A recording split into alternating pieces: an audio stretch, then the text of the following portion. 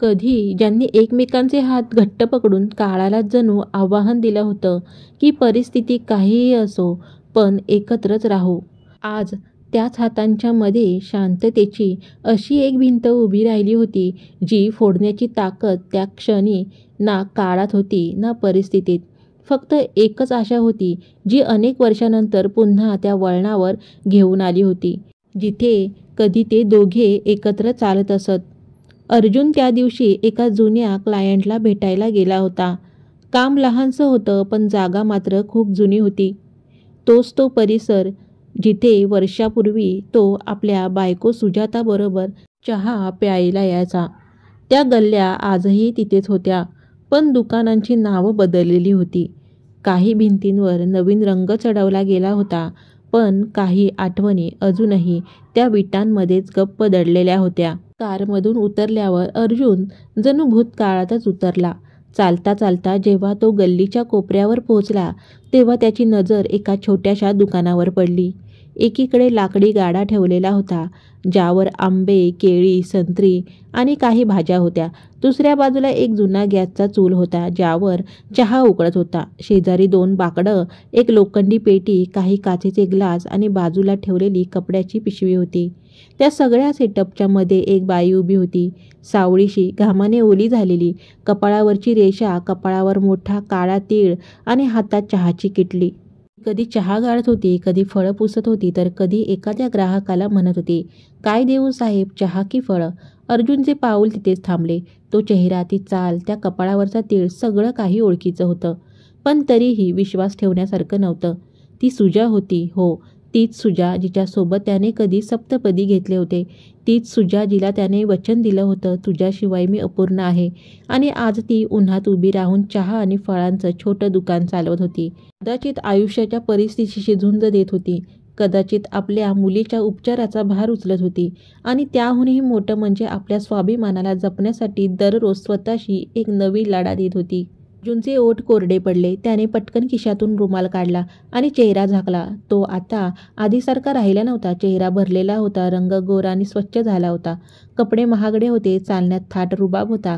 पण त्या एका क्षणी त्या स्त्रीसमोर उभा राहून तो पुन्हा एकदा तोच जुना अर्जुन बनून गेला होता जो सुजाच्या डोळ्यातून तिच्या प्रत्येक भावना वाचायचा. तोच अर्जुन काही क्षण तिथे शांतपणे उभा राहिला. गर्दी होती, आवाज मात्र ऐकू येत नव्हतं. फक्त एक गोंगाट होता आतून उसळणारा. सुजा आपल्या कामात गुंतलेली होती. तिच्या डोळ्यात थकवा होता पण तिच्या निराधारात अजूनही कुठलाही तडजोड नव्हता. अर्जुनने स्वतःला सावरलं आणि हळूहळू तिच्या जवळ गेला. थोडं बाजूला उभा राहिला. सुजाने न पाहताच विचारलं, "काय घेणार साहेब, चाय की फळं?" अर्जुनचा आवाज थरथरत होता पण त्याने स्वतःला आवरलं, "एक कडक चहा आणि थोडे फळं दाखवा." सुजाने चहा गाळायला सुरुवात केली आणि झोळीतून आंब्याची टोपली बाहेर काढली. अर्जुनची नजर त्या टोपली शेजारी ठेवलेल्या एका जुन्या फोटोकडे गेली. त्यात एक निरागस मुलगी होती. तिच्या चेहऱ्यावर हलकी हसू झळकत होतं. कमकुवत चेहरा पण डोळ्यात चमक होती. जणू अजूनही कुणाला बाबा म्हणायची आस होती. अर्जुन थबकून गेला. तो फोटो त्याच्या प्रत्येक शिरेत उतरत होता पण त्याने अजून स्वतःशी काही बोलला नाही. ना समोर येण्याची हिंमत केली ना काही विचारण्याची. फक्त एवढंच बोलला, "हे आंबे कसे आहेत?" सुजा शांतपणे म्हणाली, "सकाळीच आणलेत साहेब, गोड आहेत पण थोडे मुरगळले आहेत. किलोभर घेऊन बघा." अर्जुन म्हणाला, "सगळीच दे." सुजाता थोडी चकित झाली पण हसली नाही, फक्त झटकन तोडायला लागली. "8 किलो आहेत, 800 रुपये होतील. पण तुम्ही सगळी घेताय म्हणून 640 द्या." अर्जुनने शांतपणे खिशातून 2 500च्या नोटा काढल्या आणि तिच्या हातात दिल्या. मग वळून निघणार इतक्यात मागून आवाज आला, "साहेब, 200 जास्त दिलेत." "भीक नको, इज्जत वाचवण्यासाठी ही दुकान आहे, मी कमकुवत नाही." अर्जुन थांबला. सुजाता जवळ आली, त्याच्या हातात ते 200 ठेवले आणि पुन्हा त्याच शांत आवाजात बोलली. अर्जुनच्या डोळ्यात पाणी दाटलं. तो काही क्षण गप्प राहिला. मग थरथरत्या आवाजात विचारलं, "तुझा नवरा काही करत नाही का?" सुजाता खोल श्वास घेतला. चहाची किटली बाजूला ठेवत म्हणाली, "12 वर्षापूर्वी घटस्फोट झाला साहेब." अर्जुनचं हृदय जणू कोणी पिळून काढलं. तो एका क्षणासाठी थिजून गेला. मग आपलं पिशवीतलं सामान सावरत हळूहळू दुकानातून बाहेर पडू लागला. पण त्याच्या डोळ्याची नजर अजूनही त्या जुन्या फोटोवर खेळली होती, जिथे एक नाजूक चेहरा चमकदार डोळ्यांनी जणू अजूनही कुणाला बाबा म्हणायची आज धरून बसला होता. सुजाता आता आंबे जमवून ठेवत होती. गॅसची शेगडी बंद केली, पिशवीत उरलेली फळं ठेवली आणि थकलेल्या पावलांनी दुकानाची पेटी उचलून चालू लागली. अर्जुन अजूनही थोड्या अंतरावर उभा होता. हातात झोळ होतं, पण मनात एक वादळ. त्याने स्वतःलाच विचारलं, ती माझीच मुलगी होती का? मी खरंच सगळं गमावलं का? जास्त विचार त्याला करता आला नाही. फक्त त्याचे पाय आपोआप सुजाताच्या मागे निघाले. गल्लीतली वाट अरुंद होती. वर लटकणारी विजेच्या तारा, छपरावरून टपकणाऱ्या थेंबांचा आवाज, भिंतीवरून झिजून गेलेले पोस्टर आणि प्रत्येक दारावर दिसणारी थकलेली जिंदगी. पण सुजाता तिथे थांबली. ते घर मात्र वेगळंच होतं. एक छोटंसं मोडकं तोडकं घर होतं. घराच्या अंगणात 2 खाटा टाकलेल्या होत्या. एका खाटेवर एक म्हातारी बाई पडली होती. कोरडे हात, खोल गेलेल्या डोळ्यातलं पोकळपण आणि नजर मात्र आकाशाकडे खेळलेली. दुसऱ्या खाटेवर 10-12 वर्षाची मुलगी होती. काळसर रंग, कमजोर अंगकाठी, एकांकी डोळ्यात उदास शांतता, केस विस्कटलेले. तिच्या शेजारी एक खेळणं टाकलेलं होतं, पण ती त्याला हातही लावत नव्हती. अर्जुन तिथे थबकून उभा राहिला. सुजानं घराचं दार उघडलं, आपल्या खांद्यावरचं ओझं आत नेलं आणि घरात निघून गेली. पण अर्जुनची नजर मात्र त्या मुलीवरच थांबली होती. ती मुलगी जी फक्त खाटेवर पडली होती. ना ती हलत होती, ना काही बोलत होती. ती पायल होती, त्याची स्वतःची मुलगी. आता ती फक्त एखादी धूसर आठवण नव्हती, ना कुठल्याशा जुन्या छायाचित्राची झलक होती. ती तर खरी सत्यता होती, जी त्याच्या डोळ्यासमोर उभी राहिली होती. अर्जुनने हळूच एक पाऊल पुढे टाकलं, पण त्याच्या छातीत काहीतरी दाटून आलं. त्याची मुलगी एवढी कमजोर, एवढी शांत. त्याला आठवलं ते दिवस, जेव्हा पायल फक्त 1 वर्षाची होती आणि त्याच्या मिठीतून खाली उतरायचंच नाही म्हणायचे. आणि आज तीच पायल खाटेवर एकटी पडली होती, अशी जणू काही जीवनालाच नाराज होऊन पाठ फिरवली होती. अर्जुन जास्त पुढे जाऊ शकला नाही. भिंतींच्या सावलीत उभा राहून तो फक्त बघत राहिला. डोळ्यात पाणी दाटून आलं आणि मनात एकच विचार उमटला, इतक्या निरागस जीवाला माझ्या चुका का भोगाव्या लागतायत? तेव्हाच आतून सुजाता बाहेर आली. तिच्या हातात एक ग्लास पाणी होतं. जसं तिची नजर अर्जुनवर पडली तशी ती थोडा वेळ थबकली. मग काही न बोलता त्याच्या जवळ आली. तिच्या चेहऱ्यावर ना राग होता ना आश्चर्य, फक्त एक थकलेलं पण स्थिर आवाज, इथपर्यंत आलात तर? अर्जुन काहीही बोलू शकला नाही. त्याने फक्त नजर खाली घातली.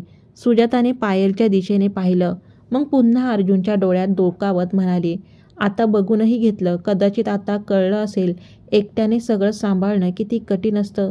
अर्जुनच्या आवाजात कंप होता. ही पायलच ना? सुजाता डोळ्यातल्या ओलसरपणाला आवर घालत म्हणाली, हो, हीच ती, जी कधीतरी तुला बाबा म्हणायची. आता मात्र फक्त आजारी पडून राहते. अर्जुनचे ओठ थरथरले. कसाबसा स्वतःला सावरून तो हळूच म्हणाला, मला माहीतच नव्हतं गोष्टी इतक्या. सुजाताने त्याचं वाक्य मध्येच तोडलं. माहिती असती तर काय केलं असतं तू? अर्जुन गप्प झाला. त्याची नजर पुन्हा पायलवर स्थिरावली. ती अजूनही तशीच खाटेवर पडली होती. थोड्या वेळाने पायलने हलकेच कूस बदलली आणि आपल्या विरान डोळ्यांनी एकदा समोर पाहिलं. तिची नजर अर्जुनवर पडली. अर्जुन दचकलात, झटकन मागे सरकला, जणू कुठल्या गुन्ह्यात पकडला गेला होता. पण पायलने काहीही बोलली नाही. ती फक्त पाहत राहिली, जणू काही विसरलेली ओळख आठवण्याचा प्रयत्न करत होती. आणि त्या क्षणी सुजा म्हणाली, जर खरंच काही करायचं असेल तर एकदा सरळ तिच्या समोर जाऊन उभा राहा, भूतासारखा लपून नाही, फक्त एकदा बाप बनून. अर्जुन काहीच बोलला नाही, फक्त भिंतीला पाठ लावून उभा राहिला.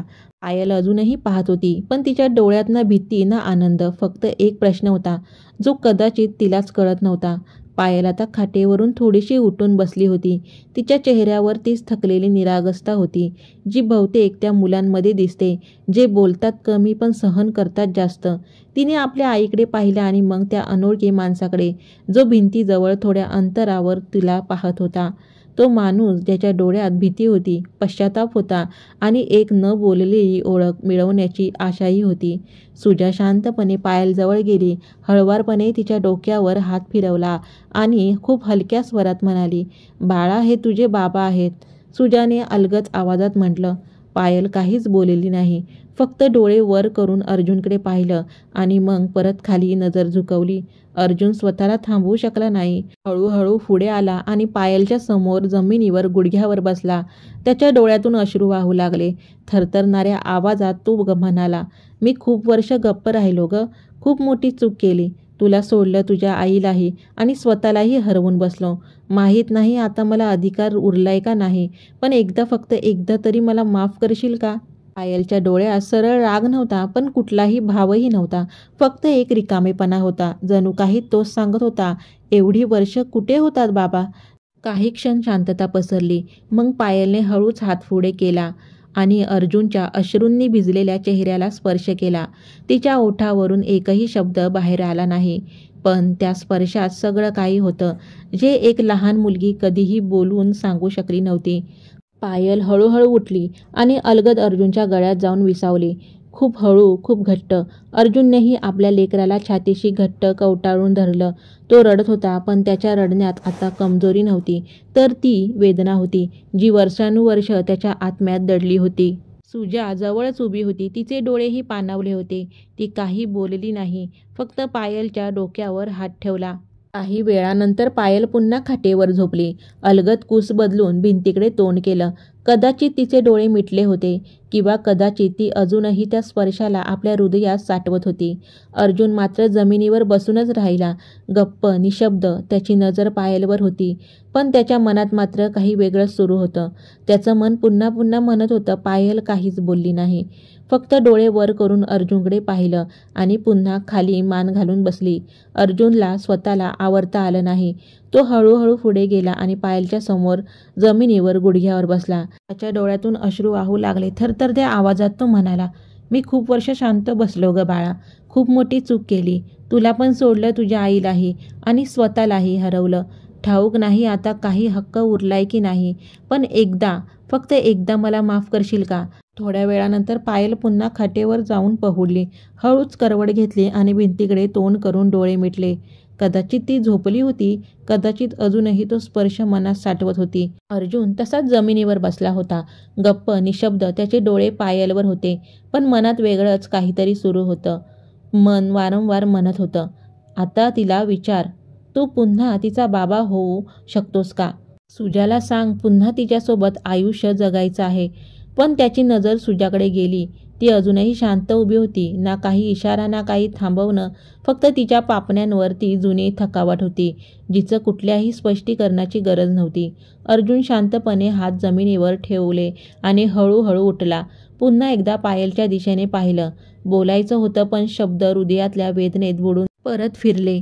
तो वळला, एक पाऊल पुढे टाकलं, पण थांबला. जणू हृदय मागे खेचत होतं, पण जीभ म्हणत होती, आता नाही. त्याने कोणताही आवाज न करता घराच्या गल्लीतून बाहेर पाऊल टाकलं. ना दार वाजवलं, ना अलविदा म्हटलं. फक्त निघून गेला. जणू हारून नव्हे, तर काळाचं कर्ज चुकवून पुन्हा परत येण्याचं वचन घेऊन गेला होता. गाडीपाशी पोहोचला. दार उघडलं, पण बसण्याआधी आकाशाकडे पाहिलं. निर्जन आकाश, शांत वारा आणि मनाच्या तळापासून उठणारा एक आवाज, तू परत येशील ना? रात्रभर अर्जुन झोपू शकला नाही. करवटावर करवट घेत राहिला. त्याच्या डोळ्यासमोर फक्त एकच चित्र होतं, पायलचा चेहरा, पायलची ती नजर, जिने काहीही बोललं नाही, पण सगळं सांगून गेली. त्याने उशीवर डोकं ठेवलं, पण झोप जणू त्याच्यापासून पळून मुलीकडे गेली होती.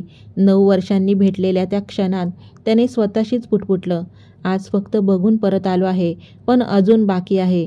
ते प्रेम, ती साथ आणि तो समाज, ज्याने प्रत्येक मुलीला सगळ्यात आधी तिच्या बाबांशी जोडून ठेवायला हवं. सकाळ होताच तो उठला, पण आता त्याच्या पावलात भीती नव्हती, तर एक निश्चय होता. तो थेट त्या कोपऱ्याच्या दुकानात गेला, जिथून तो सुजासाठी कधी बांगड्या आणायचा. आज पहिल्यांदाच त्याचे हात थरथरत नव्हते. उलट त्याच्या चेहऱ्यावर एक वेगळं स्थैर्य होतं, जे स्थैर्य जणू आयुष्याने खूप काही शिकल्यानंतर मिळवलेलं असतं. त्याने एक छोटंसं पाकिट बनवलं. त्यात काही रंगीत बांगड्या होत्या, एक जोड कानातले आणि अगदी साधंसं मंगळसूत्र. फार महाग काही नव्हतं, पण त्या प्रत्येक वस्तूत एक अपूर्ण नात्याची भरपाई लपलेली होती. तिथून तो थेट किराणा दुकानात गेला. दूध, फळ, औषध, बिस्किटं, काही पुस्तके आणि एक छोटीशी बाहुली घेतली. प्रत्येक वस्तू स्वतःच्या हाताने पॅक करून घेत होता. आज त्याला अजून एकदा असं नको होतं की ती लहान मुलगी त्याला फक्त मिठी मारून विसरून जावी. परका समजावी. नाही, आज त्याला पूर्णपणे बाबा होऊन जायचं होतं. दुपार झुकत चालली होती. उन्हाची तीव्रता थोडी कमी झाली होती. अर्जुनने कारची डिक्की बंद केली आणि सरळ त्या गल्लीकडे वळला, जिथे काल त्याला आयुष्याचं सगळ्यात खोल आरशासारखं सत्य दिसलं होतं. गल्ली तशीच होती. टपकणाऱ्या टाक्या, अरुंद दारं आणि प्रत्येक दाराशी उभं असलेलं तेच थकल्यासारखं जगणं. पण आज अर्जुनचं चालणं वेगळं होतं. काल त्याचे पाय थरथरत होते, पण आज त्याच्या पावलात विश्वास होता. सुजाचं घर जवळ येत होतं. दुरूनच त्याला पायल खाटेवर बसलेली दिसली. आज ती मागे वळली नव्हती. बसून एखाद्या जुन्या वहीत काहीतरी लिहित होती. तिच्या जवळच ती खेळणी राखी होती, जिच्याकडे कदाचित प्रत्येक वर्षापासून कुणी हातही लावला नव्हता.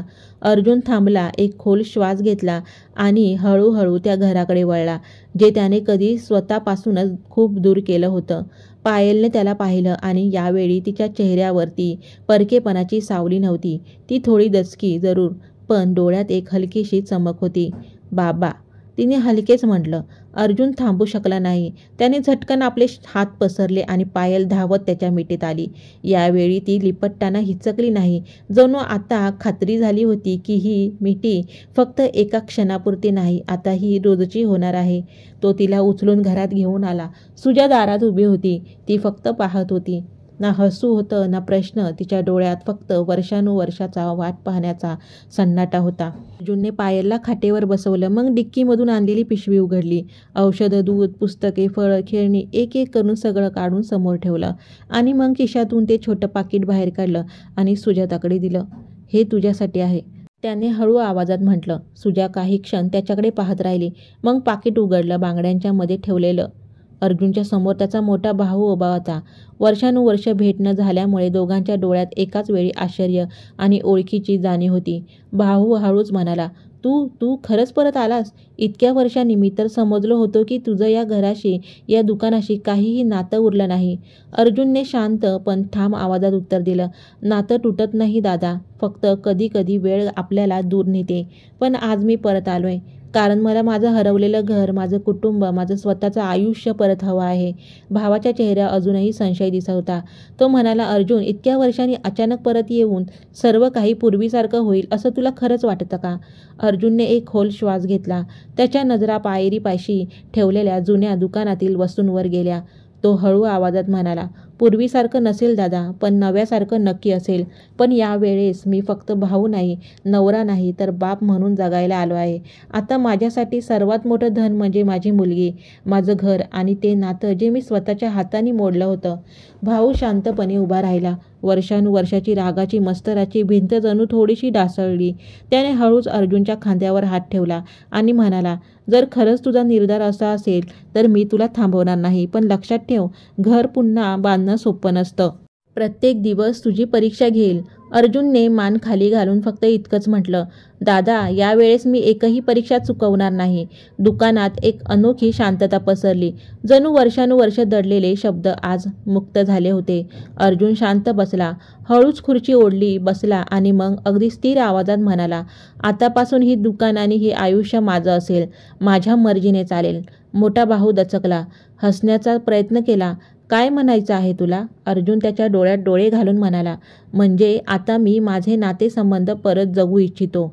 माझ्या चुका फक्त माफ नाही तर सुधारवू इच्छितो. भाऊ चिडून ओरडला, तुला काय झालंय? वेडा झाला आहेस का? तुझं आयुष्य तर आम्ही सांभाळलं, तू तर काहीच उरला नाहीस. अर्जुन मध्येच म्हणाला, हो, मी काहीच उरलो नव्हतो, कारण मी स्वतःलाच हरवून बसलो होतो. पण आता मी स्वतःला परत सापडलो आहे, सुजाता आणि पायलकडे परत जाऊन, जिला मी गप्प राहून हरवलं होतं. आता मी पुन्हा गप्प बसणार नाही. भाऊ संतापला, म्हणजे दुकान सोडशील? अर्जुन हलकीशी स्मित करून म्हणाला, नाही, दुकान आता माझ्यासोबत चालेल, पण माणुसकीसोबत, पैशाच्या मागे धावत नाही, तर मुलीच्या हास्यासोबत आणि बायकोच्या सन्मानासोबत. भाऊ गप्प झाला. अनेक वर्षांनी त्याने आपल्या धाकट्या भावाला खऱ्या माणसासारखा उभा पाहिला, जो आता झुकत नव्हता. अर्जुन पायलला म्हणाला, आता कुणीही तुला माझ्यापासून वेगळं करू शकणार नाही. पायल धावत आली आणि बाबांच्या कमरेला बिलगली. सुजा मागून आली आणि तिनेही अर्जुनचा हात आपल्या हातात घट्ट धरला. तिघही जण गप्प उभे होते, पण त्या शांततेत आता कुठल्याही वेदना नव्हत्या. मित्रांनो, ही कथा इथे संपत नाही. उलट इथूनच एका नव्या जीवनाची सुरुवात होते, जिथे तुटलेलं नातं पुन्हा एका घराच्या छपराखाली श्वास घेऊ लागतं आणि हरवलेला एक माणूस पुन्हा एक पिता, एक नवरा आणि सर्वात महत्त्वाचं म्हणजे पुन्हा एक खरा माणूस बनतो. आपल्याला माहिती आहे का, कधी-कधी आपण शांत राहून अशा गोष्टी घडू देतो, ज्या आपल्या नात्यांना आतून मोडून टाकतात. पण जेव्हा आयुष्य आपल्याला दुसरी संधी देतं, तेव्हा ते शिक्षा द्यायला नाही, तर आपल्याला आरशात स्वतःकडे बघायला लावतं, की आपण किती काही गमावलं आहे. माझा तुम्हा सर्वांना एक प्रश्न आहे. कधी असं झालंय का, की तुम्ही एखाद्या जवळच्याला फक्त यासाठी गमावलं, कारण तुम्ही घरच्यांच्या दडपणामुळे बोलू शकलात नाही किंवा योग्य वेळी त्याच्या पाठीशी उभं राहू शकलात नाही? अजूनही का तुम्ही कुणाच्या परत येण्याची वाट बघताय? जर ही कथा तुमच्या मनाला भिडली असेल, तर नक्कीच व्हिडिओला लाईक करा आणि माझ्या चॅनलला सबस्क्राईब करायला विसरू नका आणि तुमच्या मित्रांपर्यंत ही कथा पोचवा. पुन्हा भेटूया एका नव्या कथेसोबत. तोपर्यंत धन्यवाद.